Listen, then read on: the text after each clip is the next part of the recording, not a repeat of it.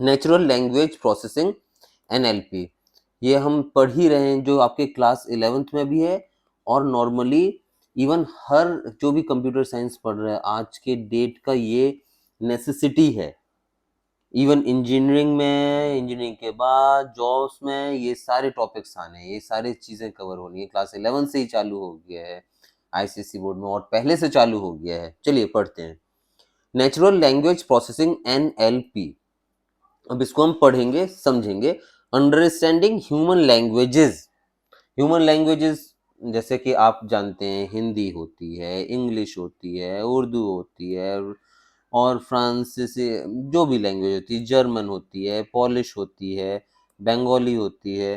तो natural language processing NLP involves enabling, किस चीज को इनेबल कर रहा है? अब हर चीज अलग अलग टॉपिक हो गए हैं, ठीक है, AI के अंदर ही। तो NLP नेचुरल, अब समझना ये, अब इस टॉपिक को अब गौर से पढ़ना। नेचुरल लैंग्वेज, लैंग्वेज भी आप जानते हैं, नेचुरल भी जानते हैं, और प्रोसेसिंग, जो भी नेचुरल लैंग्वेज है उसका प्रोसेस करना, उसका प्रोसेसिंग करना। इनेबलिंग कंप्यूटर टू अंडरस्टैंड, अब कंप्यूटर को समझाना। Enabling computers to understand, interpret and respond to human language, और ह्यूमन लैंग्वेज में रिस्पॉन्ड करना। मतलब enabling computer to understand, computer को समझना, समझाना, इंटरप्रेट करना एंड रिस्पॉन्ड करना। मतलब ह्यूमन से वो रिस्पॉन्ड कर रही है मशीन, तो नेचुरल लैंग्वेज में वो रिस्पॉन्ड कर रही है। मतलब जो हिंदी में बात कर रहा है हिंदी में रिस्पॉन्ड कर रही है, इंग्लिश में बात कर रहा है इंग्लिश में रिस्पॉन्ड कर रही है, बंगाली में बात कर रहा है बंगाली में रिस्पॉन्ड कर रही है। तो ये जो रिस्पॉन्ड टू ह्यूमन लैंग्वेज हो गया। This technology facilities communicate between human and machine, human और मशीन के बारे में बातचीत हो रही है, ह्यूमन और मशीन से बातचीत हो रही है थ्रू द लैंग्वेज, लैंग्वेज का यूज करके। This is NLP। ये समझ में आया होगा NLP का क्या मतलब हो गया। NLP, अब नेक्स्ट टॉपिक आएगा NLP एप्लीकेशन, ठीक है। NLP एप्लीकेशन क्या हो गया?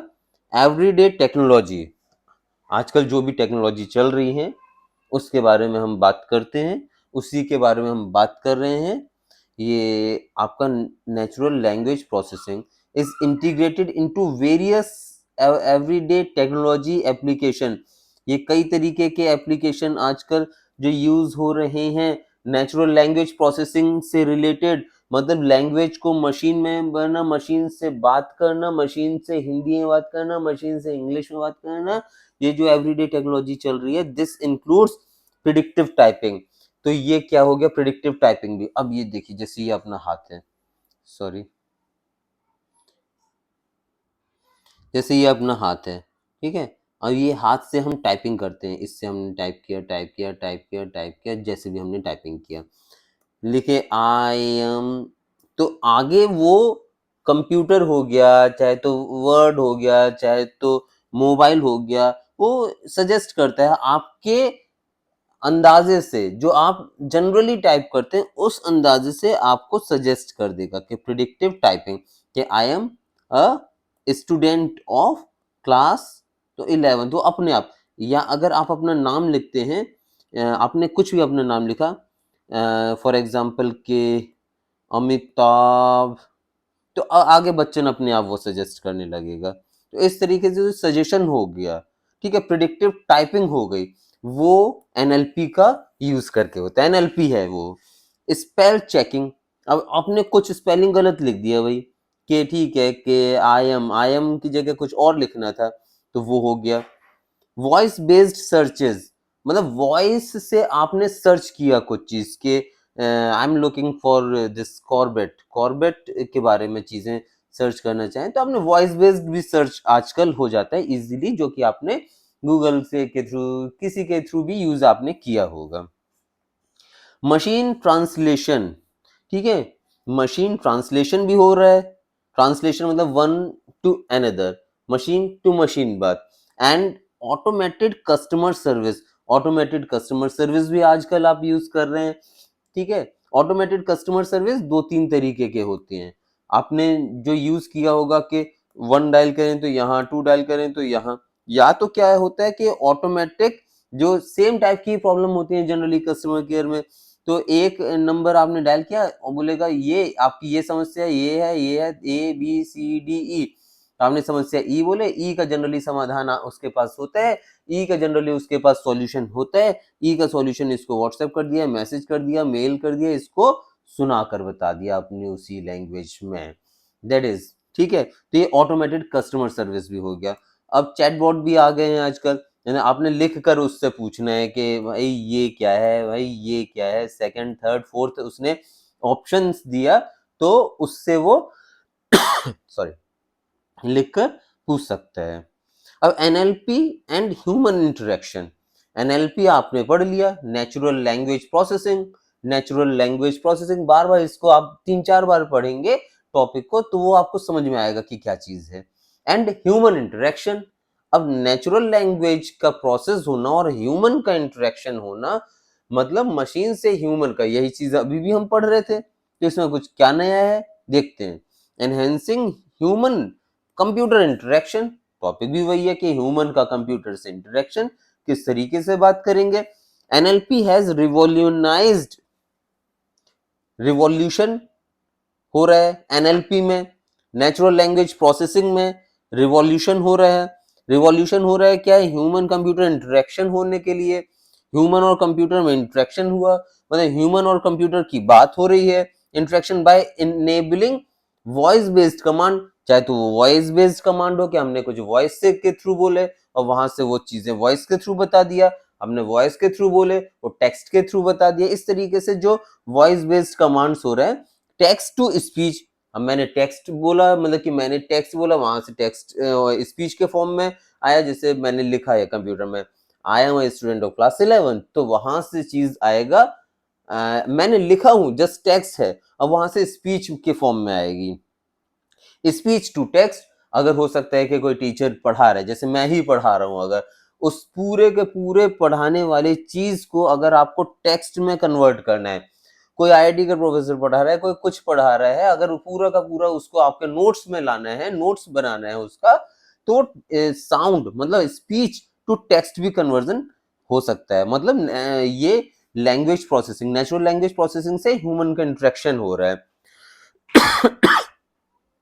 And real time language translation, real time जो भी लैंग्वेज का ट्रांसलेशन है।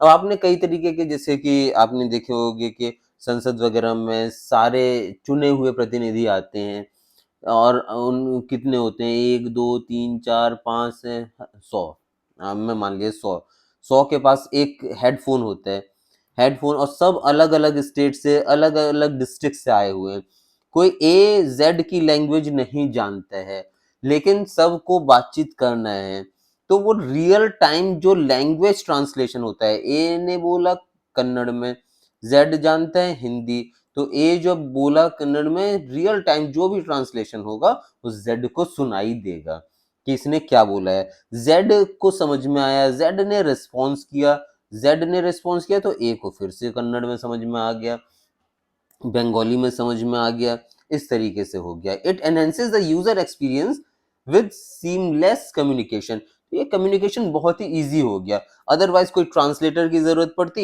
ये भी एक बीच में मीडिएटर है, ट्रांसलेटर है, लेकिन ये रियल टाइम लैंग्वेज ट्रांसलेटर है, रियल टाइम लैंग्वेज ट्रांसलेशन हो रहा है। लेकिन पहले के में क्या होता था कि ह्यूमन इंटरवेंशन होता था, हिंदी में बोला उसने ट्रांसलेट किया इंग्लिश में, इंग्लिश में बोला हिंदी में ट्रांसलेट करके फिर जाकर समझ में आया, तो that is was time consuming and वो कॉस्टली भी होता था। लेकिन अब क्या है, एनएलपी का ह्यूमन इंटरेक्शन इस तरीके से हो रहा है। अब हम इसके एडवांसमेंट के बारे में पढ़ेंगे, एनएलपी के।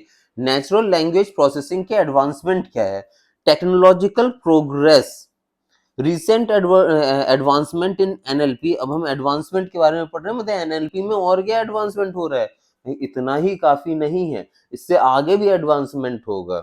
Advancement have seen breakthroughs in machine translation capabilities and the deployment of automated customer service systems.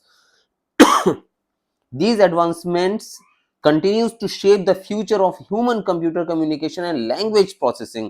बहुत बढ़िया चीज है। Recent advancement in NLP, NLP के बारे में जो एडवांसमेंट हो रहा है, have seen breakthrough in machine translation capabilities. ये मतलब ड्रास्टिकली चेंज हुआ है कुछ सालों में और मशीन ट्रांसलेशन कैपेबिलिटीज में।